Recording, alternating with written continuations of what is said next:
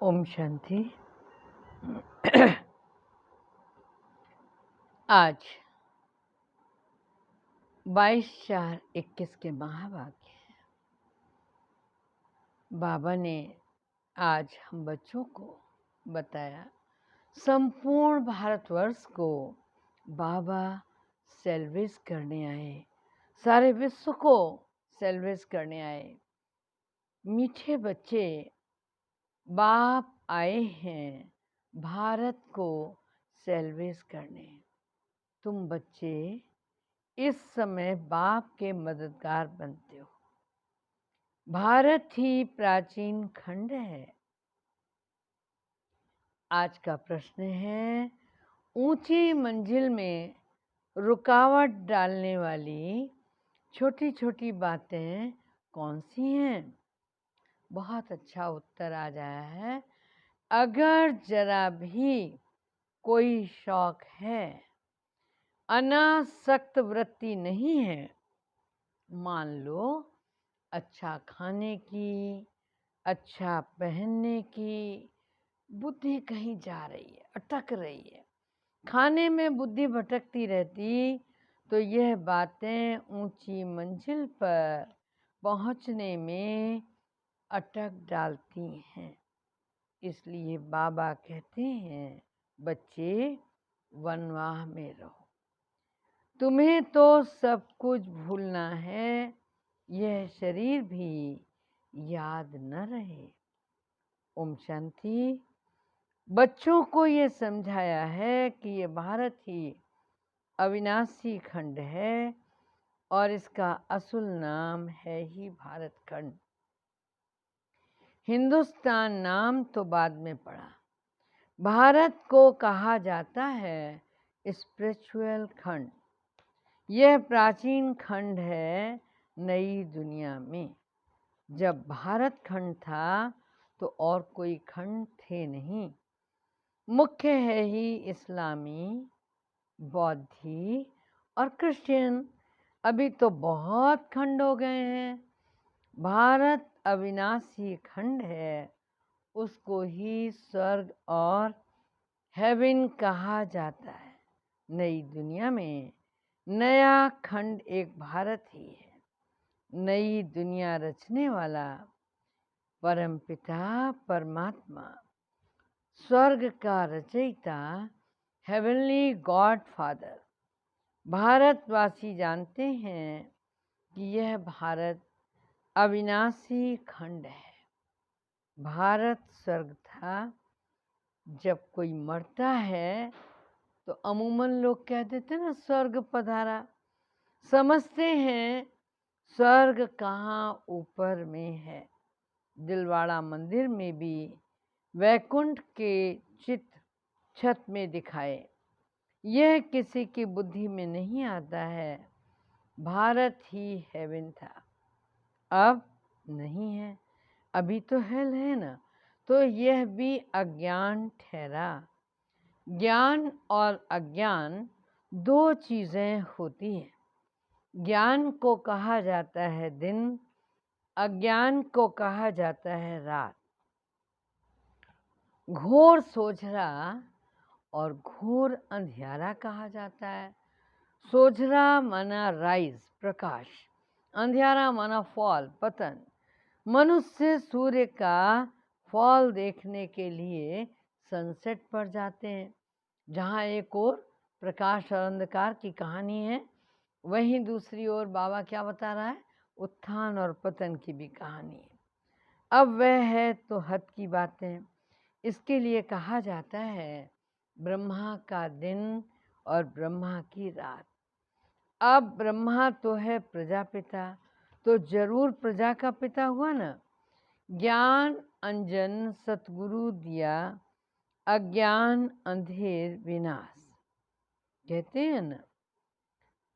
यह बातें दुनिया में और कोई भी समझते नहीं।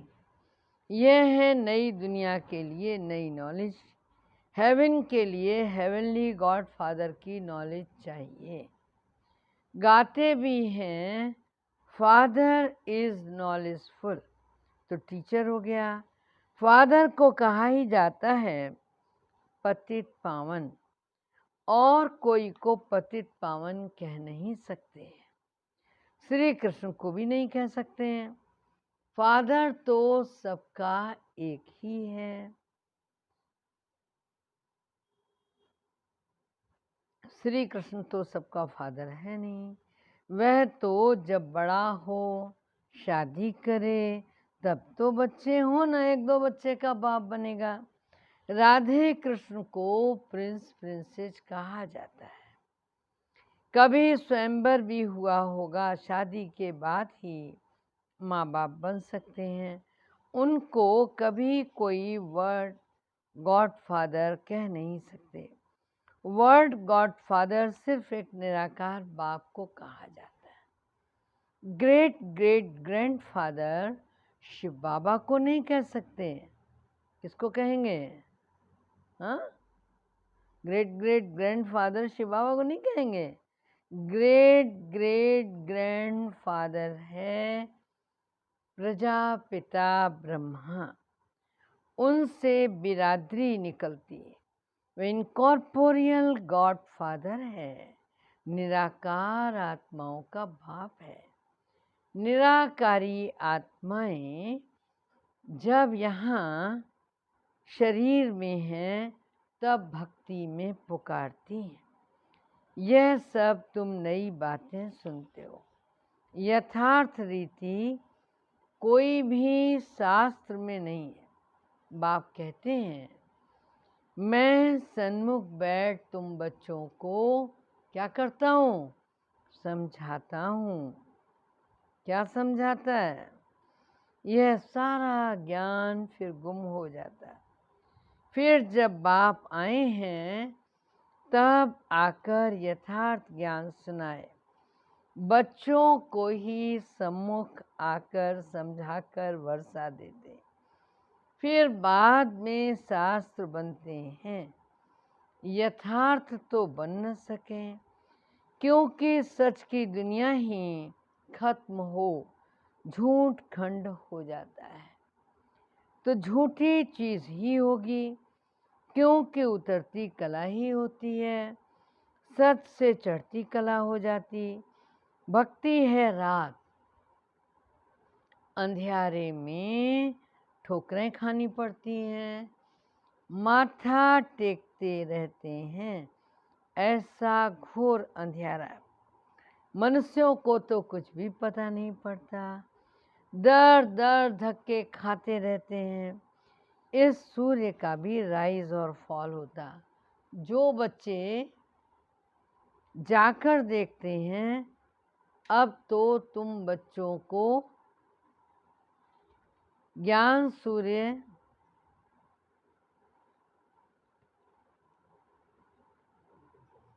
अब तो तुम बच्चों को ज्ञान सूर्य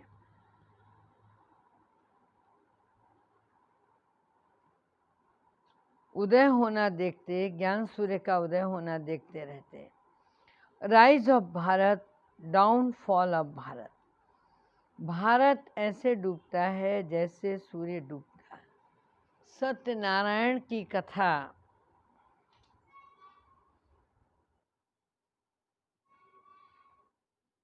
में ये दिखाते हैं कि भारत का बेड़ा नीचे चला जाता है, फिर बाप आकर उनको सैल्वेज देते।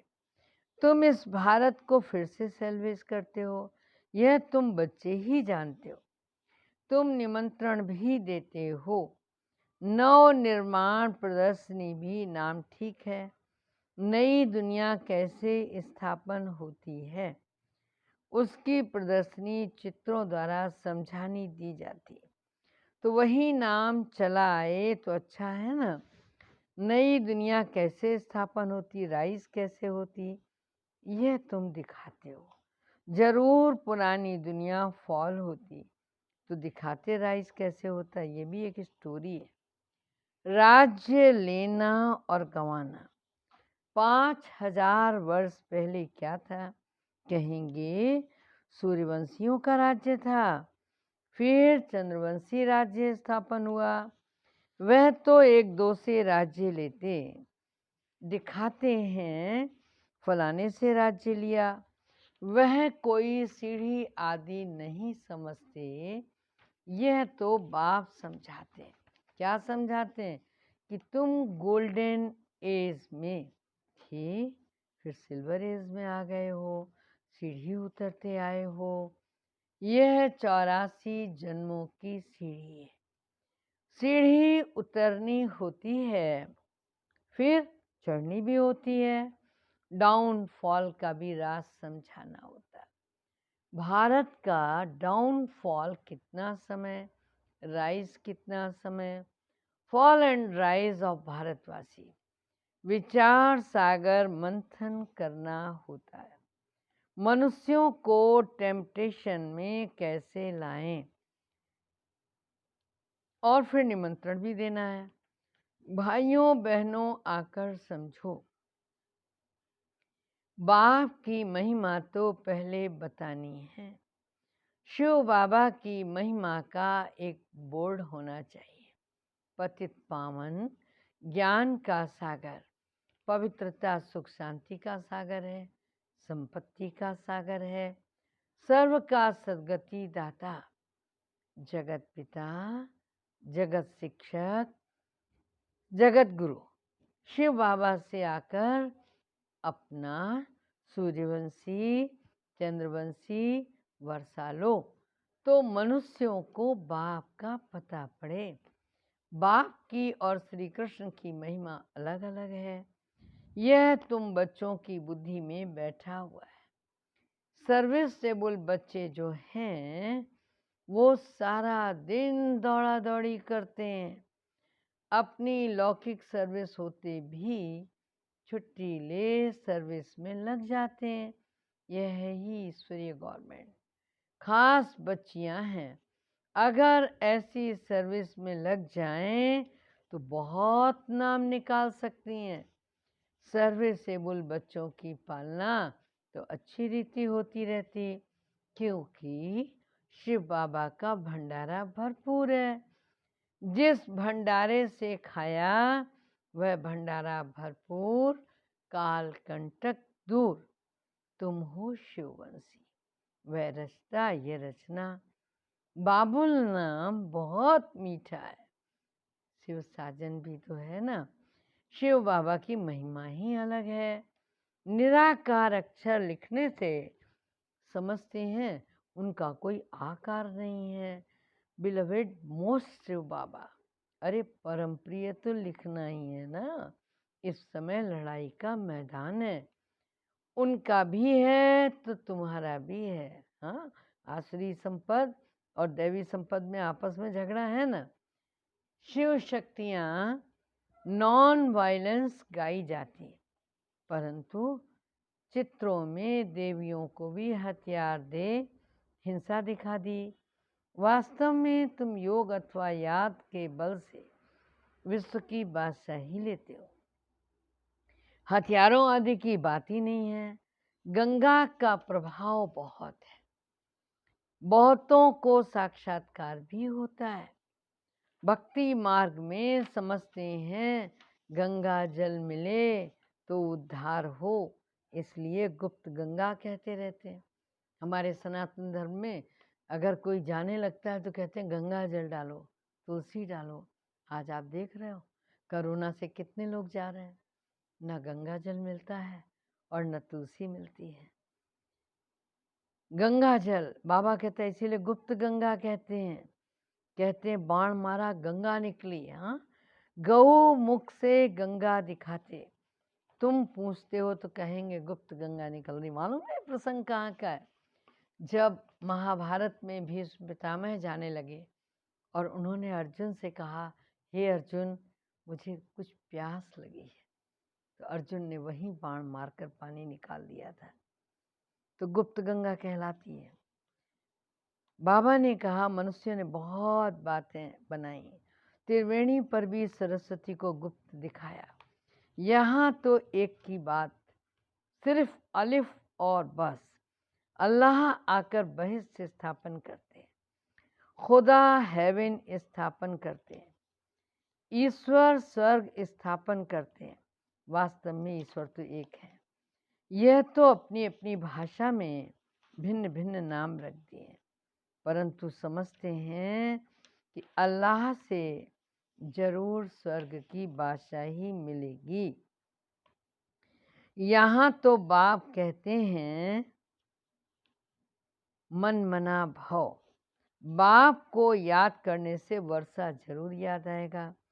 रचता को रचना है ही स्वर्ग, ऐसे थोड़े ही कहेंगे कि राम ने नरक रचा। भारतवासियों को पता ही नहीं निराकार रचता कौन। तुम जानते हो नरक का रास्ता रावण है, जिसको जलाते हैं। रावण राज्य में भक्ति मार्ग का सैपलिंग कितना बड़ा है। रावण का रूप भी बड़ा भयंकर बनाया, बोलते भी हैं रावण हमारा दुश्मन है। बाप ने अर्थ समझाया, विस्तार बड़ा है, पेशगीर बड़ा है, तो रावण का शरीर भी बड़ा बनाते। शिव बाबा तो बिंदी है, परंतु चित्र बड़ा बना दिया। नहीं तो बिंदी की पूजा कैसे हो, पुजारी तो बनना है ना। आत्मा के लिए तो कहते भ्रकुटी के बीच चमकता अजब सितारा, फिर कहते आत्मा सो परमात्मा। तो ये फिर हजारों सूर्यों से अधिक तेजोमय। अच्छा, ये कैसे होगा? आत्मा का वर्णन तो करते हैं लेकिन समझते नहीं। अगर परमात्मा हजारों सूर्यों से अधिक तेजोमय है तो एक में प्रवेश कैसे करे? जो कहते हैं ना हर एक में ईश्वर है, घट घट में ईश्वर है। कितना अयथार्थ बातें हैं जो सुनकर क्या बन जाते। कहते हैं आत्मा सो परमात्मा, तो बाप का रूप भी ऐसा होगा ना, परंतु पूजा के लिए बड़ा बनाया। पत्थर से कितने बड़े बड़े चित्र बनाते, बड़े बड़े शिवलिंग बनाते हैं ना, जैसे गुफा में बड़े बड़े पांडव भी दिखाते हैं।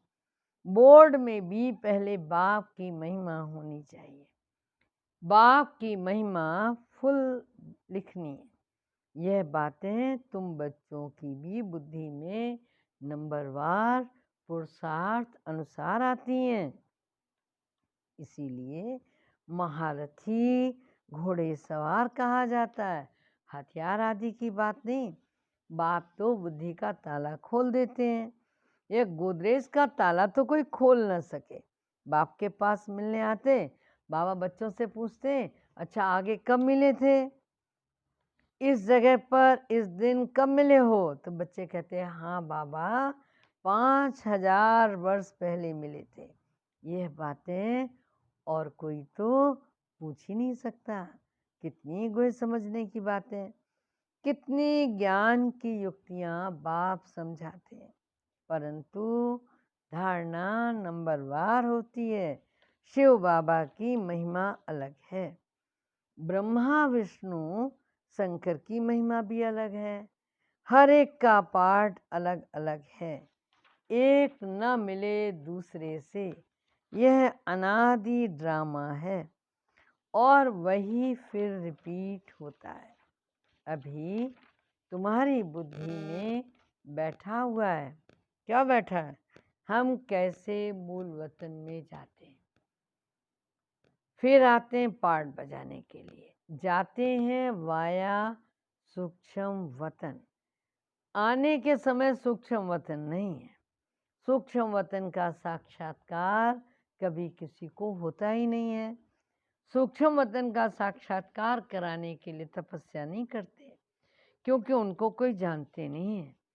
सूक्ष्म वतन का कोई भगत थोड़ी होगा। सूक्ष्म वतन तो अभी रचते हैं। वाया सूक्ष्म वतन जाएं फिर नई दुनिया में आएंगे। इस समय तुम वहाँ आते जाते रहते हो। तुम्हारी सगाई हुई है किससे? शिव बाबा से। ये पियर घर है, विष्णु को पिता नहीं कहेंगे, वह ससुर घर है। जब कन्या ससुर घर जाती है तो पुराने सब कपड़े छोड़ जाती। तुम पुरानी दुनिया को ही छोड़ देते हो। तुम्हारे और उनके बनवा में कितना फर्क है। तुमको भी बहुत अनासक्त रहना चाहिए। देह अभिमान तोड़ना है, अगर ऊंची साड़ी पहनेंगे तो झट देह अभिमान आ जाएगा, मैं आत्मा हूँ ये भूल जाएगा।